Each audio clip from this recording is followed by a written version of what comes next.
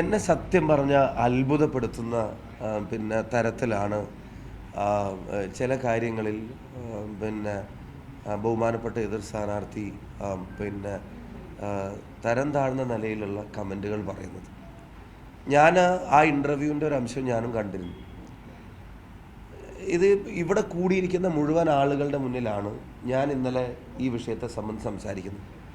ഞാൻ അതിൻ്റെ സ്ക്രീൻഷോട്ട് നിങ്ങളെ കാണിച്ചിട്ട് ഇവിടെ നിങ്ങൾ ഉൾപ്പെടെയുള്ള ആളുകൾക്ക് അറിയാം അതൊരു വ്യാജമായ നിർമ്മിതിയാണെന്നുള്ളത്.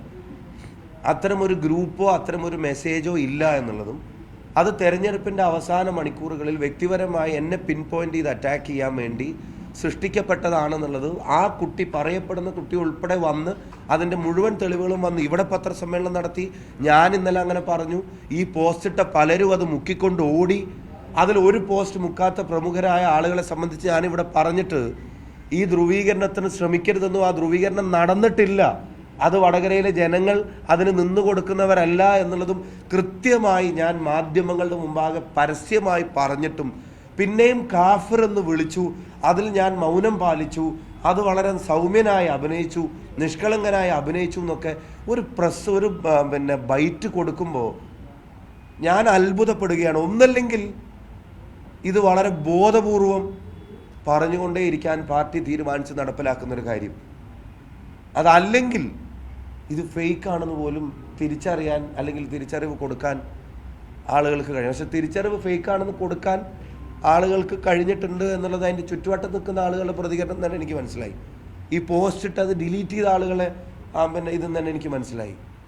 അപ്പോൾ എന്തിനാണ് ഇങ്ങനെ ഇല്ലാ കഥകൾ മാത്രം പറഞ്ഞുകൊണ്ടിരിക്കുന്നത്? എന്തിനാണ് തെരഞ്ഞെടുപ്പിൽ വികസനവും തെരഞ്ഞെടുപ്പിൽ CAAയും തെരഞ്ഞെടുപ്പിൽ രാഷ്ട്രീയവും ഈ കാര്യങ്ങളൊന്നും ചർച്ച ചെയ്യാൻ അനുവദിക്കുന്നില്ല എന്നൊക്കെ പണ്ട് ഇതിൻ്റെ തുടക്കഘട്ടത്തിൽ പറഞ്ഞിട്ട് ഇപ്പോൾ അവസാനം ഇല്ലാത്ത സ്ക്രീൻഷോട്ടിനെ സംബന്ധിച്ച് എനിക്കെതിരെ ഉണ്ടാക്കിയൊരു സ്ക്രീൻഷോട്ടിനെ സംബന്ധിച്ച് ഞാൻ അതിനെ തള്ളി പറഞ്ഞിട്ടില്ല എന്നുകൊണ്ട് പത്രസമ്മേളനം നടത്താമെന്ന് പറഞ്ഞാൽ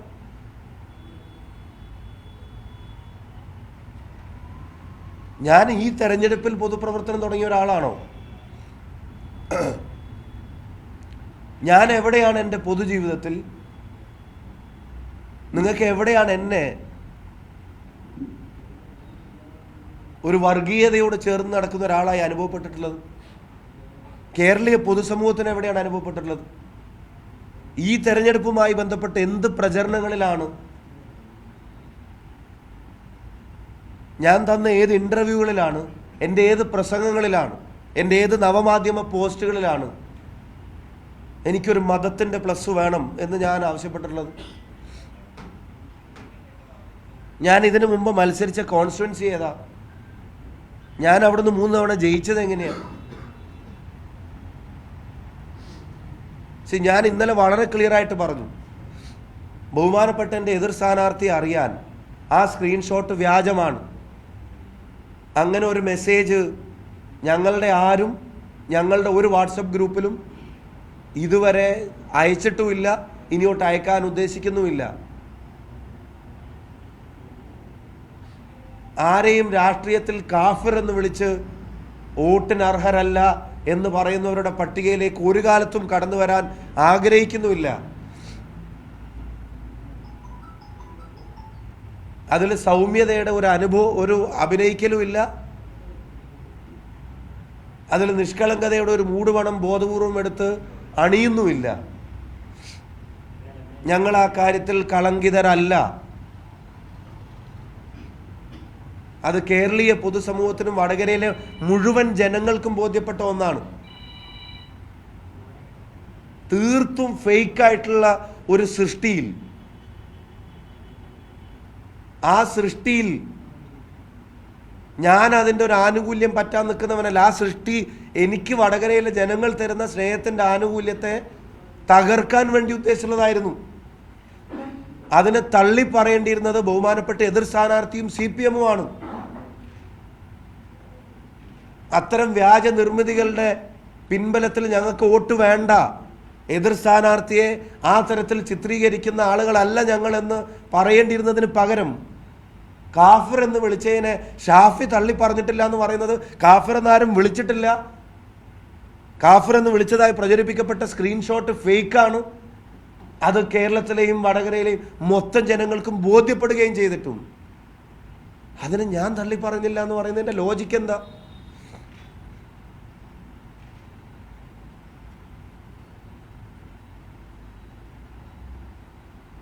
എനിക്ക് ഒരു കാര്യം കൂടെ പറയാനുണ്ട്. ബഹുമാനപ്പെട്ട എതിർ സ്ഥാനാർത്ഥി ഇന്റർവ്യൂ ചെയ്ത മാധ്യമങ്ങളിൽ പലരും അത് ഫേക്കാണെന്നുള്ള പരാതി ഉയരുന്നു എന്നൊരു വാക്ക് പോലും അവരോട് ചോദിക്കാൻ പ്രയാസപ്പെടുന്നത് ഞാൻ കണ്ടു. ഒരു വാചകം ഒന്ന് സൂചിപ്പിക്കാൻ, നിങ്ങളത് ഫേക്കാണെന്ന് പറയണ്ട, അത് ഫേക്കാണെന്നുള്ളൊരു പരാതി ഉയർന്നിട്ടുണ്ടല്ലോ എന്നൊരു വാചകം നിങ്ങളുടെ ചോദ്യങ്ങളിൽ ഒന്ന് ചോദിക്കാൻ. ഞാനാണെങ്കിൽ നിങ്ങൾ എത്ര ചോദ്യം ചോദിച്ചിട്ടുണ്ടാവും?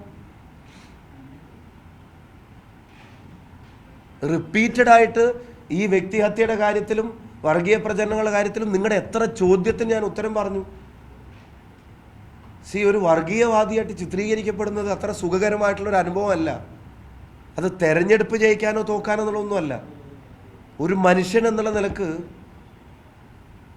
പൊതുസമൂഹത്തിൽ ജീവിക്കുന്ന ഒരാൾക്ക് ഈ വർഗീയതയുടെ പട്ടം എങ്ങനെ ചാർത്തി കിട്ടുന്നത് രസകരമായിട്ടുള്ളൊരു അനുഭവമല്ല. അതിന് നിരന്തരം മറുപടി പറയേണ്ടി വരുന്നത് തന്നെ പ്രയാസമാണ്. മറ്റേത് ആരോപണം പോലെയല്ല.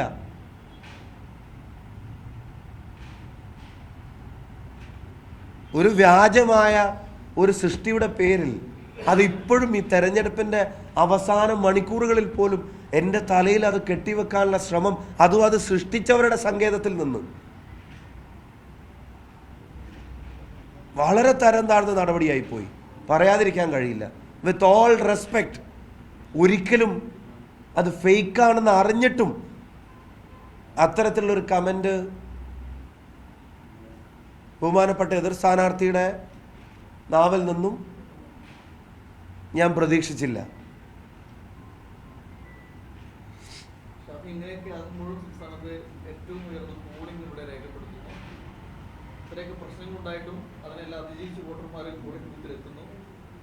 ഞാൻ ഈ പോളിംഗിൻ്റെ ശതമാനക്കണക്കുകൾ പുറത്തു വരുന്നതിന് മുമ്പേ, പോളിംഗ് പൂർത്തിയാവുന്നതിന് മുമ്പേ ഞാൻ പാലക്കാട് വോട്ട് ചെയ്ത് വടകരയിൽ വന്ന് ഇറങ്ങി ഇതേ സ്ഥലത്ത് മാധ്യമങ്ങളെ കാണുമ്പോൾ ഞാൻ പറഞ്ഞിട്ടുള്ളൊരു കാര്യമുണ്ട്.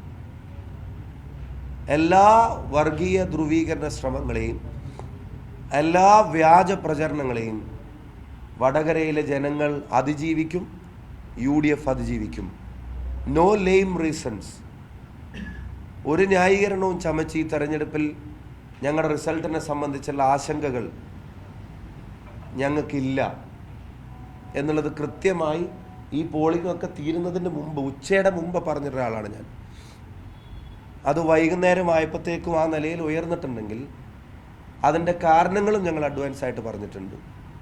രാജ്യത്തെ വീണ്ടെടുക്കാനുള്ള തെരഞ്ഞെടുപ്പ്, 2 ജനവിരുദ്ധ ഭരണകൂടങ്ങളുമുള്ള ജനവിരുദ്ധ ഭരണകൂടങ്ങളോടുമുള്ള ഇവിടുത്തെ ജനതയുടെ പ്രതിഷേധം, 3 ഈ നാടിൻ്റെ രാഷ്ട്രീയ പ്രവർത്തനവും ജീവിതവും സ്വസ്ഥവും സമാധാനമായിരിക്കാൻ ആഗ്രഹിക്കുന്ന ജനതയുടെ കാര്യങ്ങൾ, വേറൊരു വശത്ത് ഞങ്ങൾ ഇവിടുത്തെ ജനങ്ങൾക്ക് കൊടുത്തിട്ടുള്ളൊരു പ്രതീക്ഷകൾ, വടകരയിലെ യുവതക്കും വിദ്യാർത്ഥി സമൂഹത്തിനും ഉൾപ്പെടെ ഞങ്ങൾ കൊടുത്തിട്ടുള്ള പ്രതീക്ഷകൾ, ഈ ഘടകങ്ങളെല്ലാം ഞങ്ങൾക്ക് അനുകൂലമായിരിക്കുകയാണ്. UDFൻ്റെ ഒരു വോട്ടർക്ക് പുറത്തു വന്ന് വോട്ട് ചെയ്യാതിരിക്കേണ്ട ഒരു സാഹചര്യം ഉണ്ടാവുന്നില്ല. അത് സൃഷ്ടിക്കാനാണ് ശ്രമം നടന്നോ എന്നുള്ളത്, അവർക്ക് വോട്ട് ചെയ്യാൻ ആഗ്രഹിക്കുന്നവർ വോട്ട് ചെയ്യാതിരിക്കാനുള്ള എന്തെങ്കിലും ബോധപൂർവമായ ശ്രമം നടന്നു എന്നുള്ളതാണ് ഇലക്ഷൻ കമ്മിറ്റി പരിശോധിക്കുന്നത്. അതിനെ സംബന്ധിച്ച് അവർ വ്യക്തമാക്കി പറയും. പക്ഷേ LDFൻ്റെ വോട്ടിന് അല്ലെങ്കിൽ BJP വോട്ടുകൾക്ക് അവരുടെ ഭരണകൂടങ്ങൾ അവരിലുണ്ടാക്കിയ നിരാശ, അതുൾപ്പെടെയുള്ള കാര്യങ്ങൾ ഒന്നല്ലെങ്കിൽ മാറി ചിന്തിക്കാനോ അല്ലെങ്കിൽ വോട്ട് ചെയ്യാതിരിക്കാനോ മാത്രം ഗൗരവമുള്ളതായിരുന്നു എന്ന് ഞങ്ങളുടെ രാഷ്ട്രീയ നിരീക്ഷണത്തിൽ പറയുന്നു. ഞങ്ങൾ കംഫർട്ടബിളായിട്ട് വടകര പാർലമെൻറ്റ് മണ്ഡലം ജയിക്കും എന്നുള്ള കാര്യത്തിന് ഒരു സംശയവും വേണ്ടെന്ന് ഞങ്ങളെ കാണുന്ന കേൾക്കുന്ന മുഴുവൻ ജനങ്ങളോടും പറയും. ഇവിടുത്തെ ജനത നൽകിയ പിന്തുണ അത് വാക്കിൽ പറഞ്ഞു തീർക്കാൻ കഴിയുന്ന ഒന്നല്ല.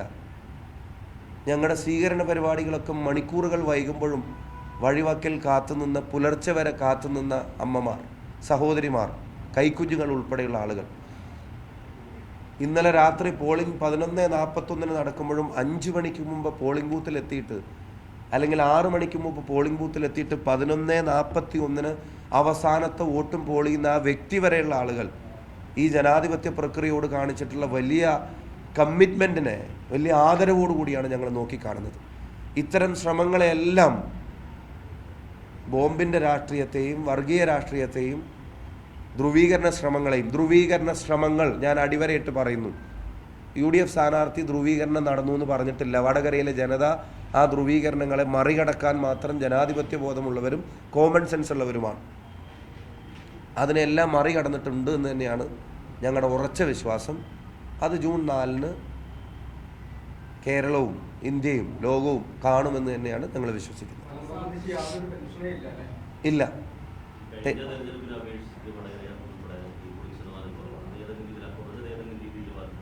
അല്ല, അതാ ഞാൻ പറഞ്ഞത്, ഞങ്ങളുടെ വോട്ടുകൾ കുറയേണ്ടതായിട്ടുള്ളൊരു സാഹചര്യം. ഇപ്പോൾ ഒരു UDF വോട്ടറെ സംബന്ധിച്ചിടത്തോളം അയാളൊരു ചേഞ്ചിന് വേണ്ടിയാണ് വോട്ട് ചെയ്യുന്നത്. ഒരു UDF അനുഭാവിയെ സംബന്ധിച്ചിടത്തോളം അയാളൊരു ചേഞ്ചിന് വേണ്ടിയാണ് വോട്ട് ചെയ്യുന്നത്. ഒരു നിഷ്പക്ഷ ജനതയെ സംബന്ധിച്ചിടത്തോളം രാജ്യത്തെ വീണ്ടെടുക്കാൻ, അല്ലെങ്കിൽ അവർക്ക് ഈ ഭരണകൂടങ്ങളോടുള്ള പ്രതിഷേധം, ഇതൊക്കെ രേഖപ്പെടുത്താനാണ് വോട്ട് ചെയ്യുന്നത്. പക്ഷേ LDF വോട്ടറെ സംബന്ധിച്ചിടത്തോളമോ BJP വോട്ടറെ സംബന്ധിച്ചിടത്തോളമോ പെൻഷൻ പോലും കൊടുക്കാത്തതിൽ ഉള്ള പ്രതിഷേധമുള്ളവർക്ക് മാറി ചിന്തിക്കാൻ മടിയാണെങ്കിൽ ചിലപ്പോൾ വിട്ടുനിൽക്കാം. BJPയുടെ മുഴുവൻ വാഗ്ദാനങ്ങളും ഇപ്പോൾ അവസാന നാളുകളിലൊക്കെ രാജ്യത്തിൻ്റെ പ്രധാനമന്ത്രി തെരഞ്ഞെടുപ്പ് അടുത്തെത്തി നിന്നിപ്പോൾ നടത്തിയ പ്രസംഗമൊക്കെ എത്രത്തോളം അപകടകരമാണ്. അപ്പോൾ ഒന്നും വേറെ ജനങ്ങളോട് പറയാനില്ലാത്തതിൻ്റെ പേരിൽ ഈ ഡിവിഷൻ ഉണ്ടാക്കാൻ ഒരു സ്റ്റേറ്റിൻ്റെ ഹെഡ് തന്നെ ശ്രമിക്കുന്ന സാഹചര്യത്തിൽ ചിലപ്പോൾ ആർക്കെങ്കിലും നിരാശ തോന്നിയിട്ടുണ്ടെങ്കിൽ അവരും വോട്ടെടുപ്പിൽ നിന്ന് മാറി നിന്നിട്ടുണ്ടാവാം. എന്നെ സംബന്ധിച്ചിടത്തോളം ഞങ്ങൾക്ക് അനുകൂലമായി വോട്ട് ചെയ്യാൻ ആഗ്രഹിച്ച ആളുകൾക്ക് വോട്ട് ചെയ്യാനുള്ള താല്പര്യമായിരുന്നു കൂടുതൽ.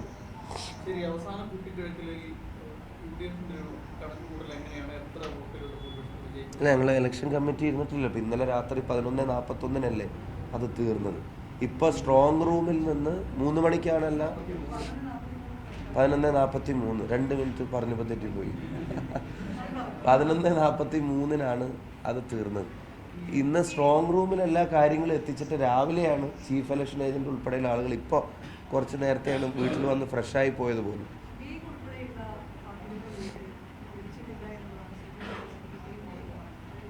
അവർക്ക് ലഭിച്ചിട്ടുണ്ടാവില്ല, അത് കിട്ടൂലല്ലോ.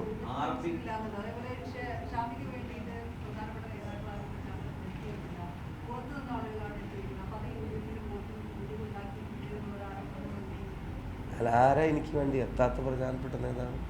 അതായത് പ്രത്യേക സംഘമാണ് ഷാഫിയുടെ പ്രചാരണം നയിച്ചത്. മുതിർന്ന നേതാക്കൾക്ക് അതിൽ ഇടപെടാൻ സാധിച്ചില്ല. ആ പ്രചാരണം നടത്തിയ വിഭാഗത്തെ എന്ത് പേര് വിളിക്കണമെന്ന് പറയാനാവില്ല എന്നാണ് ജില്ലാ സെക്രട്ടറി മോഹൻ പറഞ്ഞത്. ഒന്നാമത്തെ കാര്യം, ഇവിടെ ചെയർമാനായിരുന്ന പാറക്കൽ അബ്ദുൾ, അദ്ദേഹം 18 വയസ്സുകാരനല്ലല്ലോ, അത്യാവശ്യം മുതിർന്നിട്ടുണ്ടെന്നാണ് എൻ്റെ വിശ്വാസം. ഇതിൻ്റെ കൺവീനറായി പ്രവർത്തിച്ച പ്രിയപ്പെട്ട N വേണുചേട്ടൻ, ബാലനാരായണൻ, അതുപോലെ തന്നെ DCC പ്രസിഡന്റ് പ്രവീൺ, മുതിർന്നു എന്ന് പറഞ്ഞാൽ പ്രവീൺ സമ്മതിക്കുമെന്ന് എനിക്ക് അറിഞ്ഞൂടാ. പിന്നെ അതുപോലെ KK രമ, പിന്നെ ഇതിൻ്റെ എല്ലാം സീനിയറായിട്ട് എല്ലാ കാര്യങ്ങളും ഞാൻ തുടക്കം മുതൽ എൻ്റെ കാര്യങ്ങളിൽ ഇപ്പോൾ ഏറ്റവും അടുത്ത കാലത്ത് ഏറ്റവും സജീവമായി മുല്ലപ്പള്ളി രാമചന്ദ്രൻ സാർ ഇൻവോൾവ് ചെയ്തൊരു തെരഞ്ഞെടുപ്പാണ്. മറ്റേ ഡേ ടു ഡേ പൊളിറ്റിക്സിൽ പലപ്പോഴും അദ്ദേഹത്തെ ഒരു കോൺഗ്രസ് യോഗത്തിലോ മറ്റൊന്നും റെഗുലറായിട്ട് അദ്ദേഹം വളരെ ചൂസി ആയിട്ടുള്ള പരിപാടികളിലാണ് പങ്കെടുത്തിരുന്നത്. പക്ഷേ ഈ ഇലക്ഷനുമായിട്ട് ബന്ധപ്പെട്ട് ഒരു ദിവസമെങ്കിലും അദ്ദേഹം വെറുതെ ഇരുന്നിട്ടുണ്ട്. അദ്ദേഹത്തെ പോലുള്ള ആളുകൾ വളരെയധികം ഇൻവോൾവ് ആയിട്ടുള്ളൊരു തെരഞ്ഞെടുപ്പ്. ഈ തെരഞ്ഞെടുപ്പിൽ നിന്ന് ഈ ജില്ലയിലോ ഈ പാർലമെൻറ്റ് മണ്ഡലത്തിലോ മാറി നിന്ന ഒരാളുടെ പേര് നിങ്ങൾക്ക് ചൂണ്ടിക്കാണിക്കാൻ പറ്റും?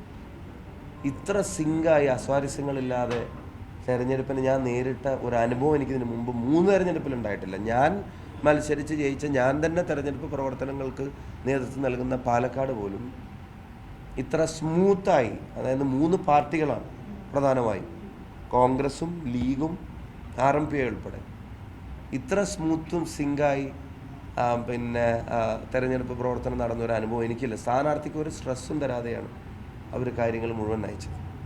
ഇനി തെരഞ്ഞെടുപ്പ് പ്രചരണത്തിന് രാഹുൽ ഗാന്ധി വന്നപ്പോൾ ഞാനൊരു സ്ഥാനാർത്ഥിയായിട്ട് പോലും അതിൻ്റെ പരിഭാഷയുടെ അവസരം പോലും മുന്നണി എന്നെയാണ് ഏൽപ്പിച്ചത്.